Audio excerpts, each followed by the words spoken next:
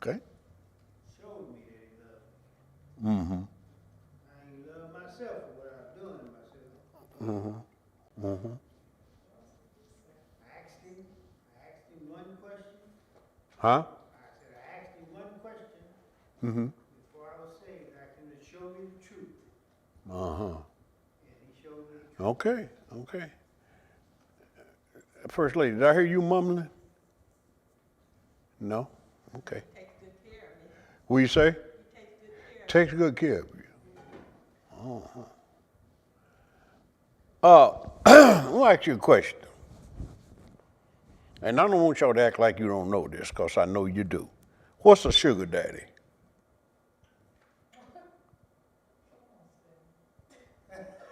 I know y'all know it. I know you know it.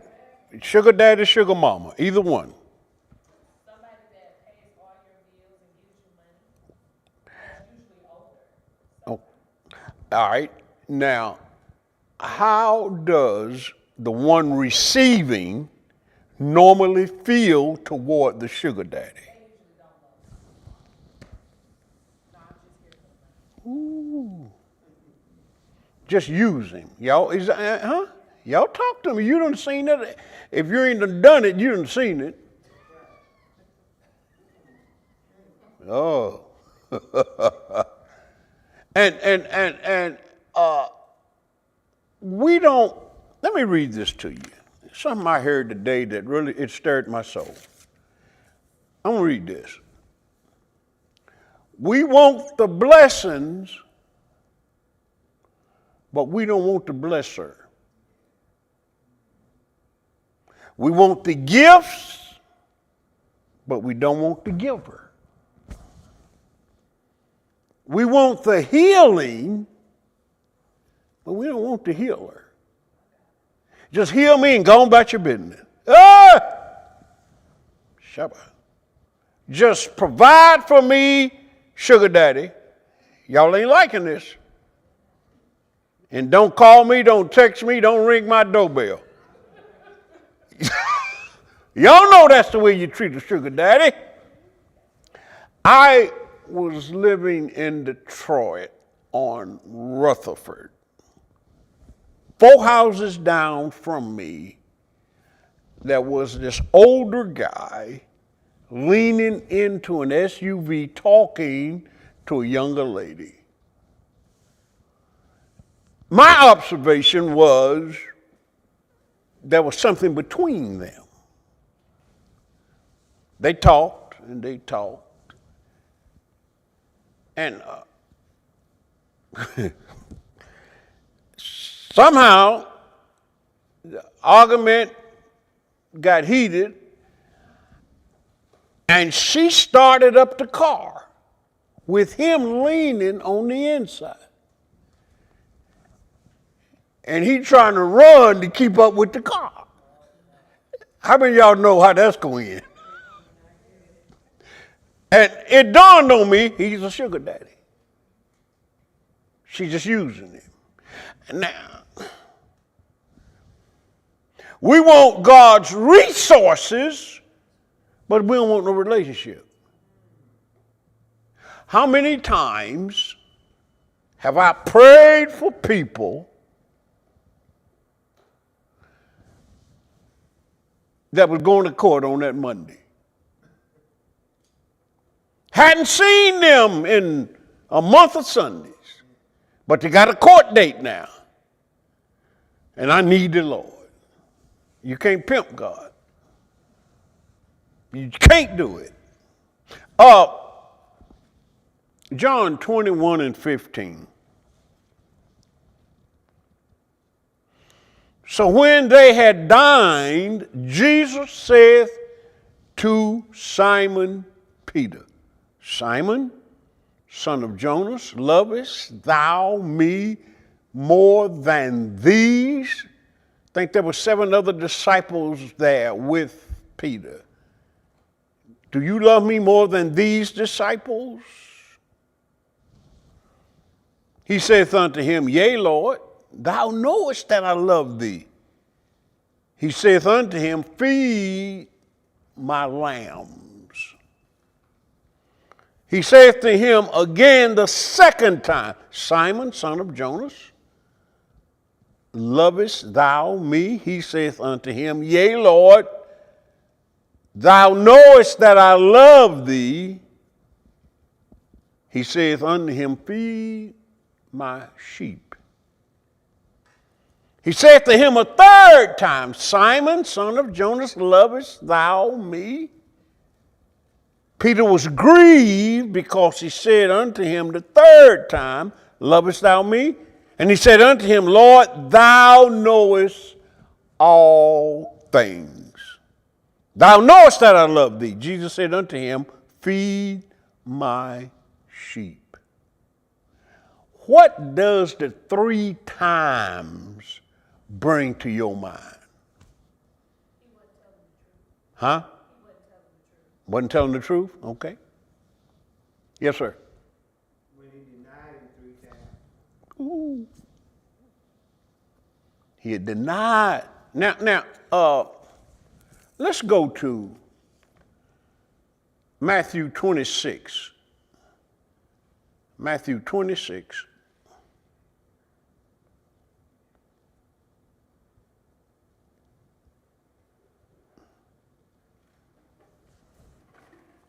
This is, I want you to listen to this verse. 26th chapter of Matthew, verse number 33. Peter answered and said unto him, unto Jesus, Though all men shall be offended because of thee, yet will I never be offended. Next verse, Jesus said unto him, Verily I say unto thee, that this night before the cock crows thou shalt deny me thrice. So these times here that the Lord is talking to Peter, Peter is thinking about them 3 times that he denied the Lord. And he's cautious now. Gosh. Lord, thou knowest. I can say it, but you know. I don't really know myself that well. One of the theologians, as I was studying, he said this. We know less about ourselves than anything else. Question. Y'all tell the truth. You ever said something you thought you'd never say? You ever say to yourself, I didn't think I'd say that. I didn't think I'd do that. I didn't think I would act like that. I didn't know myself. And don't make us angry. Ooh, Lord. I mean, really angry. I ain't talking about just you having a disagreement. I mean, just don't make us angry. It ain't no telling what some of us will do. Ask Peter. He said, I will not be offended. There's nothing we know so little of as ourselves. Back to John. 21st chapter, verse.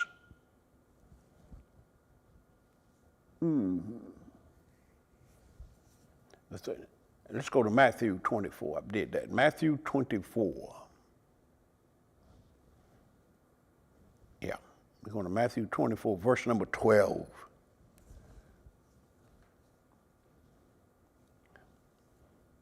Anybody else on why you love God?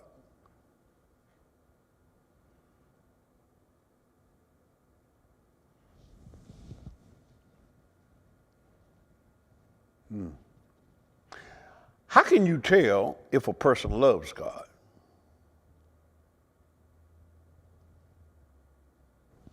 He'll do what he says. They what? He'll do what he says. Do what he say. Huh? Serve him no matter what. That's a good one, because I can tell if you love God if you keep coming in the midst of unanswered prayers. Kashaba. Whew. If you keep praising him and worship him in the midst, whoa, of unanswered prayer.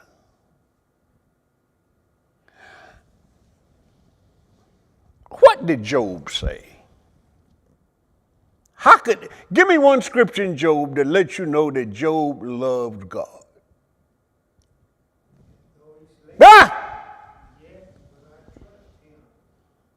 Though he slay me, if he slay me, it must be for my good. Because all things work good, Lord.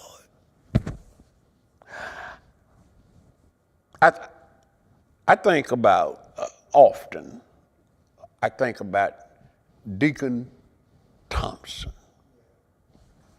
I think about the way the Lord took him. Deacon Thompson told me and Webb at the hospital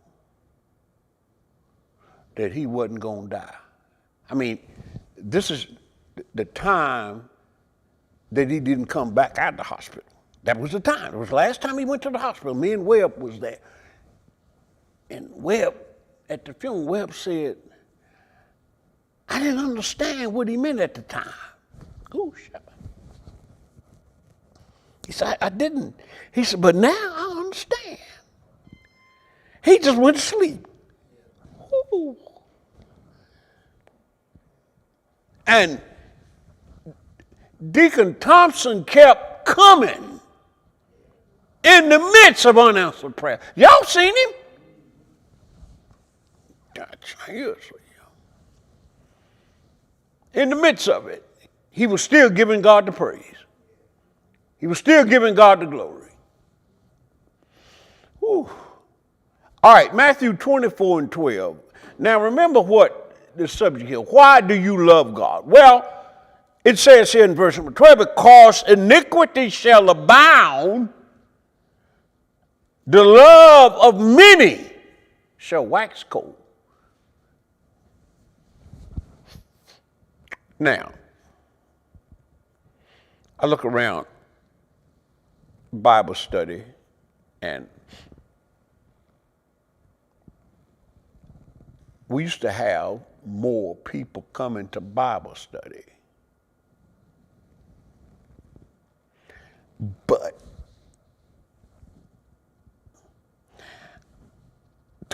waxing cold means gradually losing warmth or passion. Don't happen overnight. But I look around and somebody missed a Wednesday. They came back the next Wednesday, then they missed 2. Then they missed 3. The love for Bible study waxed cold. Don't have a passion. Ooh, glory. Don't have a passion for it anymore. And you got to be careful with that because it's iniquity. Because iniquity shall abound, the love of many shall wax cold. Now, what's iniquity? It's a bent, twisted, distorted moral condition. An inner perversity or crookedness of heart. Whew. It gradually happened. You make a candle. I haven't done it. I've seen them do it. That wax is a liquid, isn't it? Prior to them pouring it. It's a liquid. And it has to set up over time, I don't know how long. and it becomes brittle. Good. It doesn't happen overnight. Waxing cold is a process. And before you know it, Bible study don't mean nothing. Sunday school don't mean nothing. I can miss it without even being condemned. My conscience toward Bible study has been seared with a hot iron. I don't feel the need. Glory! I don't love God like that. I ain't got no help here. I don't love him like that. He's my sugar daddy. Ooh, glory. Ooh, Jesus. Livy, come here for a minute, Livy. I want you to get Poppy a napkin up here, please. Is one back there? Is she coming by one? Yeah. Matthew 15.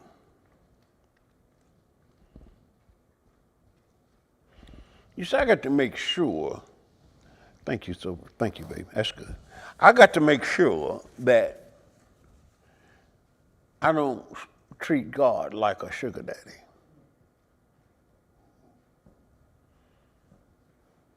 If he ain't answered my prayer, it's a reason. I just keep coming. I keep praying. I keep waiting on him. I keep asking him, Lord, show me where I'm wrong. I know it ain't you.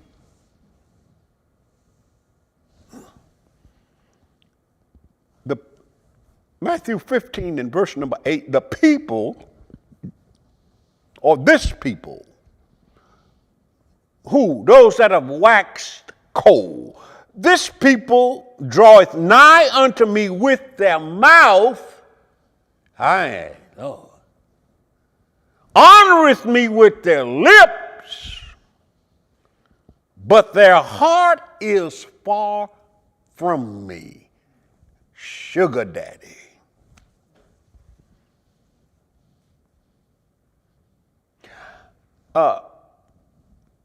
What makes a man become a sugar daddy?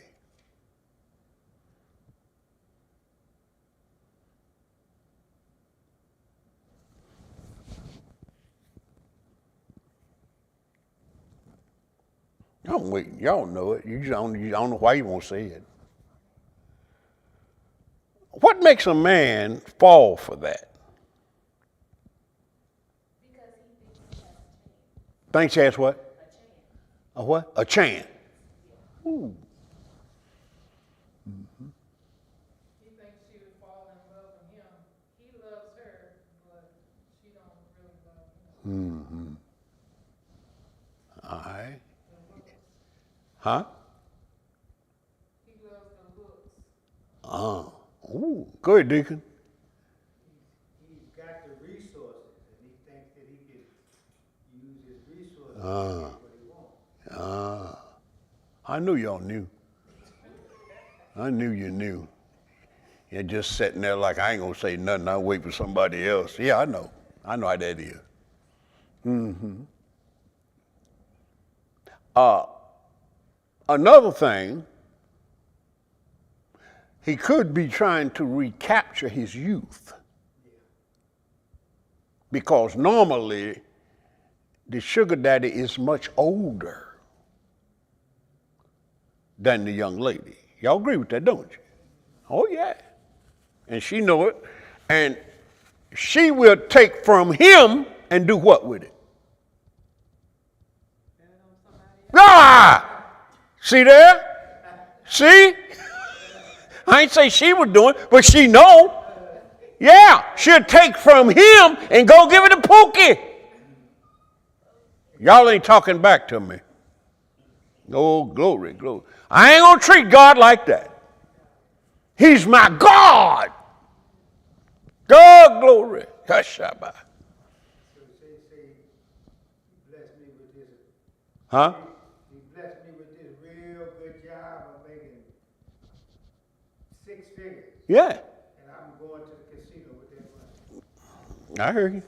Don't make sense, do it? Don't even pay no tax. Yeah, that's backwards. Jesus.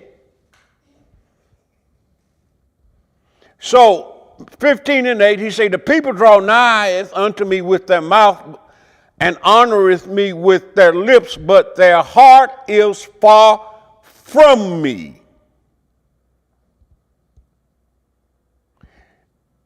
Let me read this. You don't have to go there. It's Deuteronomy 6 and 5. And thou shalt love the Lord thy God with all thine heart and with all thy soul and with all their might. Who quoted that Sunday? That lip service don't get it. You got to love him with your heart, with your soul, with all your might.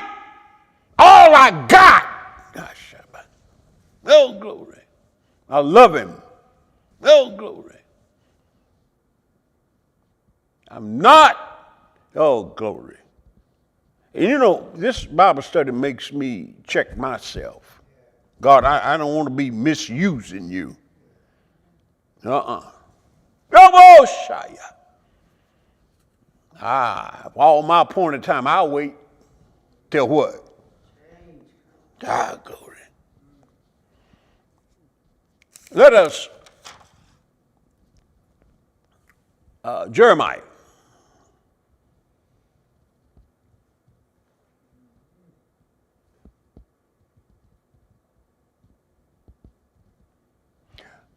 Jeremiah 2nd chapter.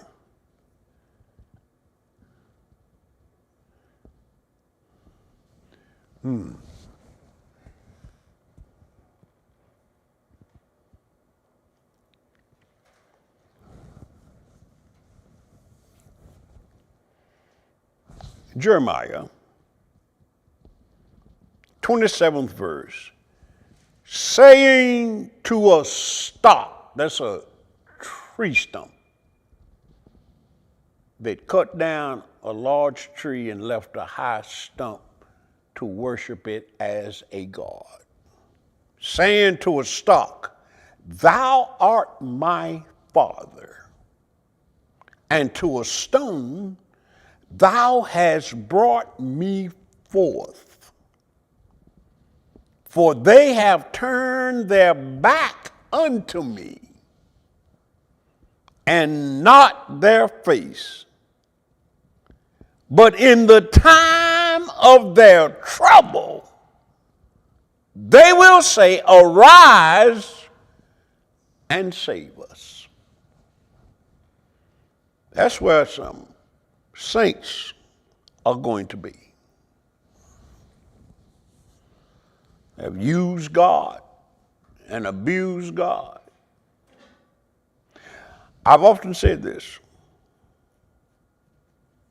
It's nothing wrong with using God. I used God to escape hell. I ain't got no help.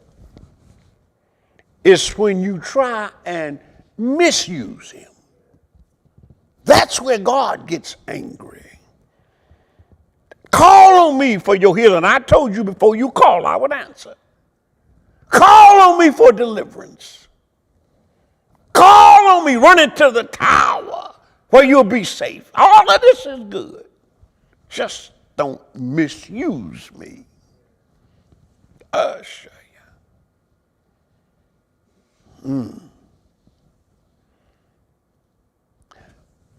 What was the scripture? I laugh when your calamity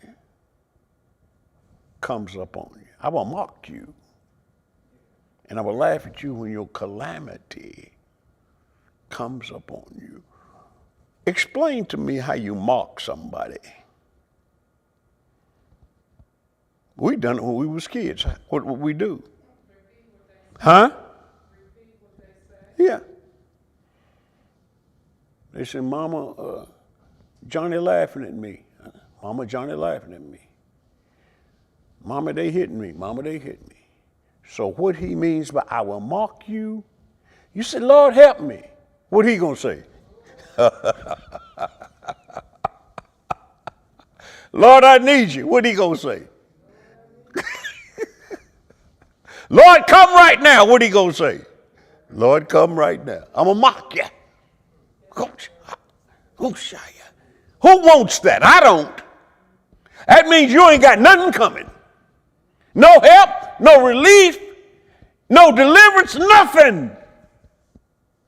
Why? Because I turned my back on him. Oh. Matthew 11. I'm going to end with that.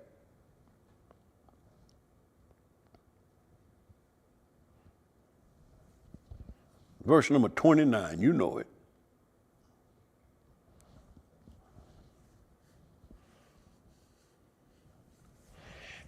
I've often said there is, well, let me read this scripture first and then we get that. Number 29, take my yoke up on you. Read to the comma. And learn of me. Okay. So obviously by this scripture, there's no way I can love God when I first come to him. There's no way. Because he tells me here to learn of me. Now, us married folk in here, I suppose, I can say it, I suppose everybody else can say it, that we love our spouses more today than when. And why is that? You learn more about them. You've seen them under pressure. You've seen them do with, you've seen them do without. Now, glory. And that increased your love. Now, I don't think that there's any wrong way to come to God. Some people may come to church, well, I need a healing. Okay. One theologian was telling me this, and y'all help me out here. What did Jesus do when he went somewhere and there were sick folk in the midst? Healed them. Healed them. And this theologian said this. He said the reason he healed them is because there ain't no sickness in the kingdom. And wherever he is what? His kingdom. God glory. Woo. So, take my yoke. First of all, yoke is giving Jesus control. Now you Google up and you can see a yoke of oxen. They're tied to each other with this big piece of wood or whatever around each one of them's neck. They're yoked together. We are to be yoked to Christ. In all thy ways acknowledge him and he will what? That's a yoke. A yoke directs you which way to go. I'm going the wrong way. The yoke will straighten me up.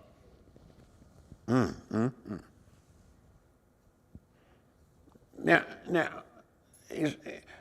whatever reason you come to God, I came to the Lord to miss hell. Now, I've often told that was my greatest fear, was going to hell. But after I yoked up and learned who he was, God, glory. Now I love him. Not because of what he's done, but who he is.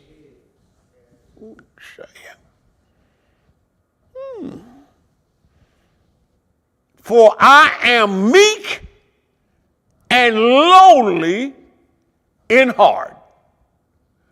I'm meek, meaning power under control. Now, you want to see some power that's not under control, where would you look? In today's world. It didn't take you long, Deacon. You look at our current administration, that is power unloosed. Don't know what to do with it. Just all over the place. Somebody say they want to be seen at the middle of every celebration. They had this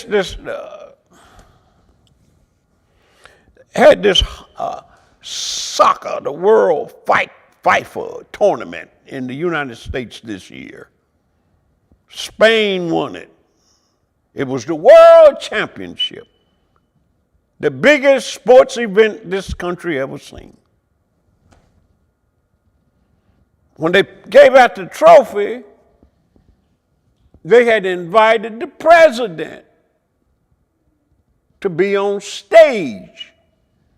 But he was supposed to leave the stage after the trophy was presented so the team could have a celebration themselves. That joker didn't leave. He kept standing up there. And then they say when the country, Spain, when they showed the film, they had cropped him out. Wants to be, that's power that's not under control. Jesus said, and listen now, I'm meek. It means that I know I got all power, but it's under control. That's why I'm long suffering. That's why I haven't punished you after your sin, because my mercies are new every morning. My power is under control. Oh, glory. Saints, we as humans, every human being is at God's mercy. That he could do anything to you and ain't nothing you could do about it. Thank the Lord he's meek. Good day. I'm lowly in heart. I'm kind, I'm tender, I'm compassionate, I'm humble. I'm not arrogant. I'm not a tyrant because I have all power. Oh, glory. I'm not mean. I know I get that reputation, but I'm not a mean God.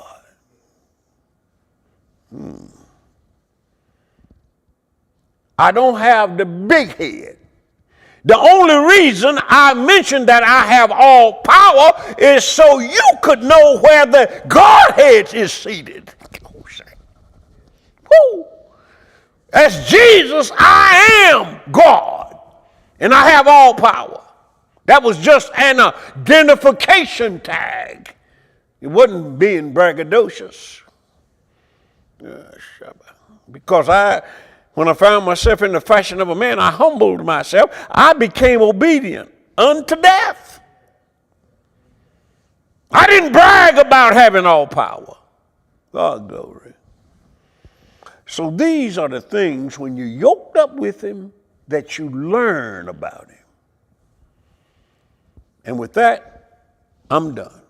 God bless y'all tonight. Why do you love